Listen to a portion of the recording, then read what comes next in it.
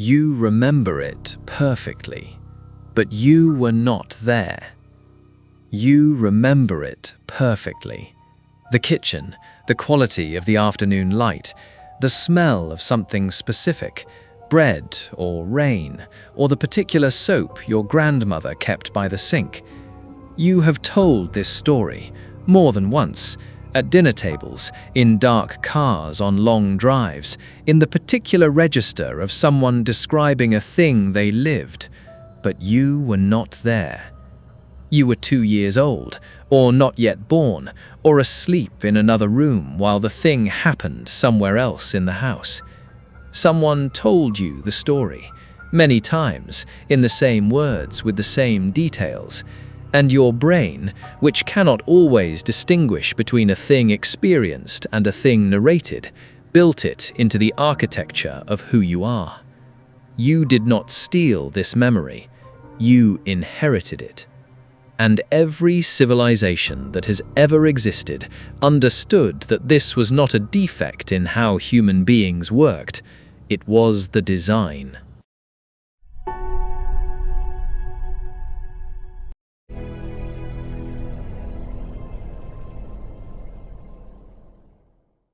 Memory is not a recording. This is the most important finding of memory science in the last half-century. Not a theory, not a hypothesis, a demonstrated, replicated consensus finding that fundamentally changes what it means to remember something. Memory is a reconstruction. Every time you access a memory, every time you pull it up, examine it, tell it to someone else, you rebuild it from fragments, using everything you currently know, currently feel, currently believe, to fill in what the original experience did not preserve. And the rebuild is imperfect, systematically, predictably imperfect. Details from other events bleed in.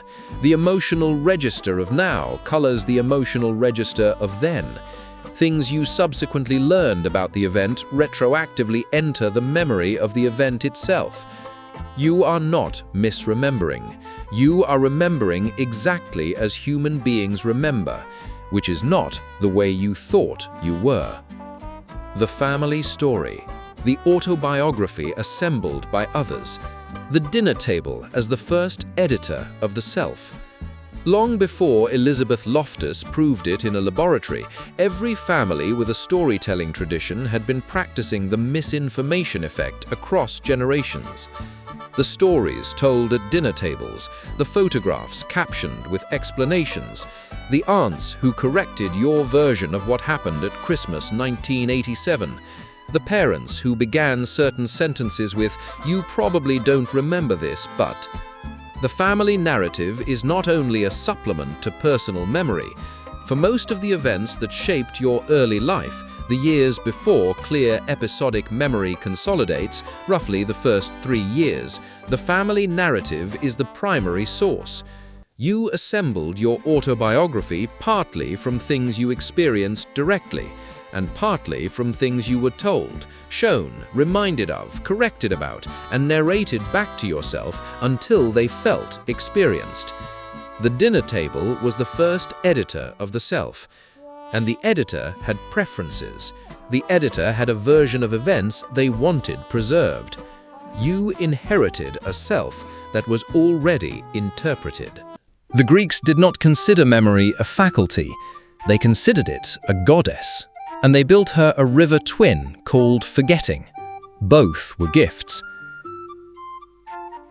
The Greeks did not consider memory a faculty of the mind. They considered it a goddess.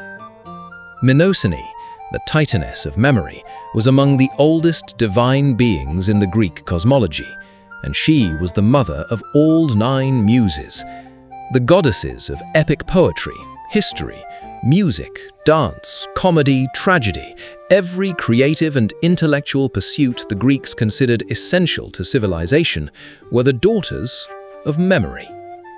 The argument embedded in this genealogy is not subtle. Without memory, there is no art, no history, no song, no story, no possibility of culture across time. But the Greeks also built the river Lethe, the river of forgetting. In the underworld, the dead drank from Lethe before rebirth, to forget the previous life, to make room for the new one. Forgetting was not failure. Forgetting was mercy. The digital age has given us the capacity to never forget. Every post preserved, every photograph archived. We have built the architecture of Mnemosyne without the mercy of Lethe, and we are beginning to understand what that costs. The West African Griot was not a historian. The Griot was the community's memory made flesh, and the Aboriginal Songlines placed ancestor and descendant in the same footstep. Both understood the inherited memory was more valuable than the distinction between mine and theirs. The West African Griot tradition was not a profession of entertainment. The Griot was the community's memory made flesh. They carried, in a body trained from childhood in the techniques of oral preservation, the lineage, the lore, the history, the genealogy of the people they served. When the Griots spoke, they were not describing something that had happened to other people long ago somewhere else. They were speaking the community's past into the present, installing in the people listening a version of history that would feel, if told well enough, like personal knowledge. The Aboriginal Australian songlines operated on the same principle. When you learned a songline, you did not learn about a journey your ancestor had taken. You learned to take the journey as your ancestor had taken it. The ancestor's memory of the landscape became your recognition, your reading. The boundary between your experience of the country and your ancestors' experience of the country was designed to be invisible. This was not a failure of historical clarity.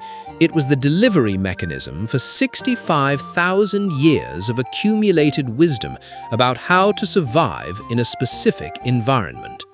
The Maori Waka Papa says, "You are your ancestors, and here are their names."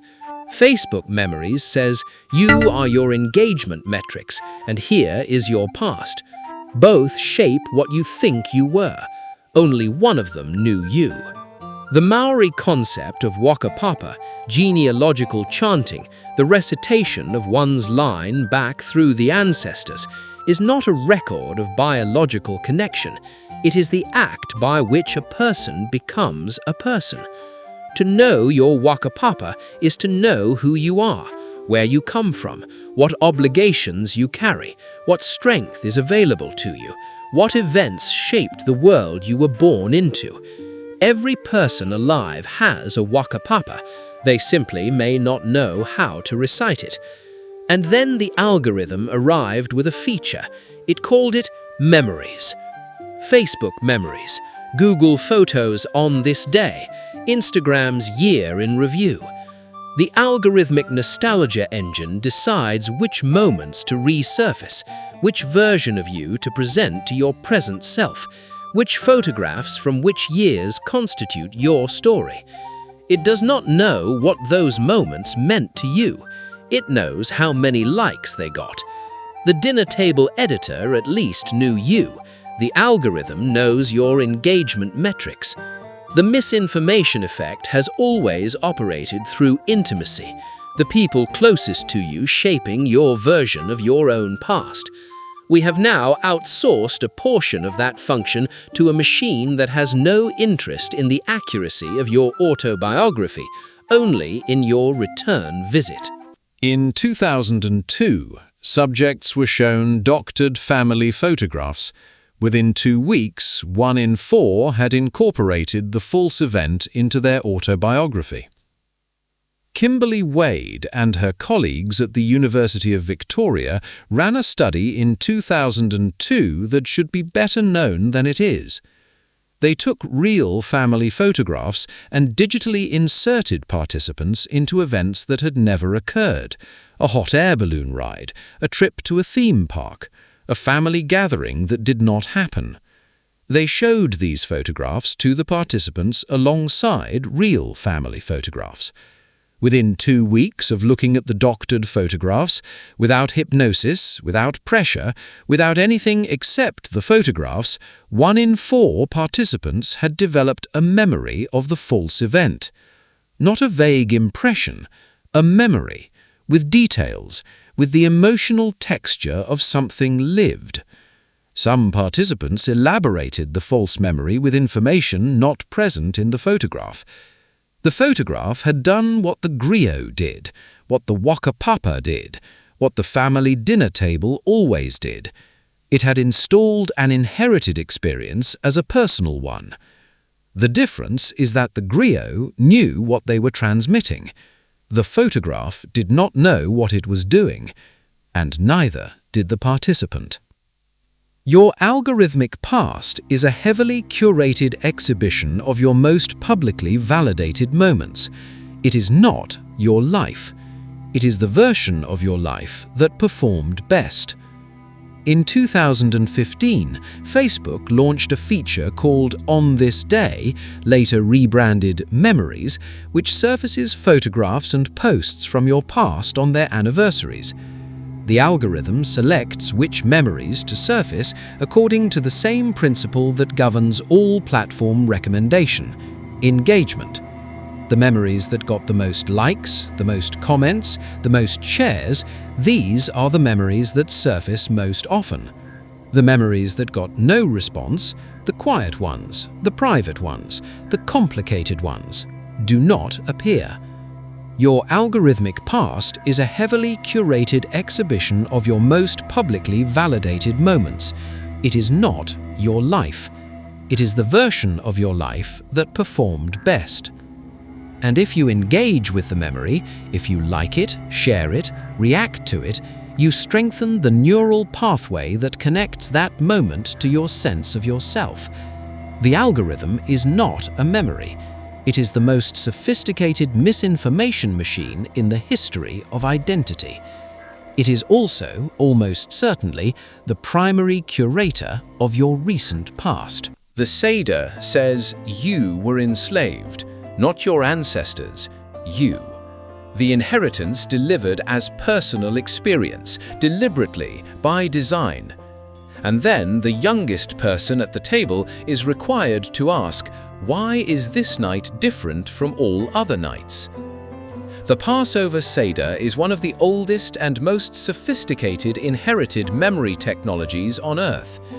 Its central instruction is not, remember that your ancestors were enslaved in Egypt. It is, you were enslaved in Egypt. The Haggadah states explicitly, in every generation, each person is obligated to see themselves as if they personally left Egypt. The Seder constructs the experience, the bitter herbs of affliction, the salt water of tears, the unleavened bread of hasty departure. The body is enrolled in the memory. You taste what was tasted, you eat what was eaten. But the tradition also includes something the algorithm has not, the obligation to question. The youngest person at the table is required to ask, why is this night different from all other nights? You receive the inheritance, and then you ask what it means. Kinzi, the Japanese art of repairing broken ceramics with gold lacquer, operates on the same principle. The breaks are not hidden. The gold traces every fracture, making the bowl's history visible, permanent, part of its beauty. The breaks are woven into the story. The history, including the damage, is carried forward as a source of value rather than a source of shame. Not, this is what happened to us, but this is the story we carry, and now you carry it too, and now you get to decide what you do with it. The radical act is not to refuse the inheritance. You cannot refuse it. It arrived before you could speak. The radical act is to examine it. To hold the autobiography up to the light, not to destroy it, not to declare it false, not to begin again from nothing, but to look at it carefully enough to distinguish what you experienced from what was given to you, and to decide, consciously, which parts you want to carry forward and which parts you want to set down. The family story examined, not just received, not just retold, questioned. What does this story serve? Whose version is it? What happened to the people who are not in it? The photograph looked at honestly, not as evidence of a past, but as a frame around a moment which excluded everything on the other side of the lens. The algorithmic memory actively curated, not passively received. Whose version of your past is this? What did it optimize for? What did it leave out? The origin story of the self is, structurally, an inherited story. The question is not whether your memory is partly inherited. The question is, whose version of you did you inherit, and is it the version you would choose? We are the first generation to inherit not just from the family and the culture, but from the algorithm. We are still waiting to inherit ourselves, honestly. This has been Folklore of Now, where every age has its myths. We just forgot to name ours. If this story found you mid-scroll, ask yourself one question before you close the app. Which part of who you are did you choose? We'll be here when the morning comes. Like, share, subscribe, and ding the notification bell icon so you never miss an episode.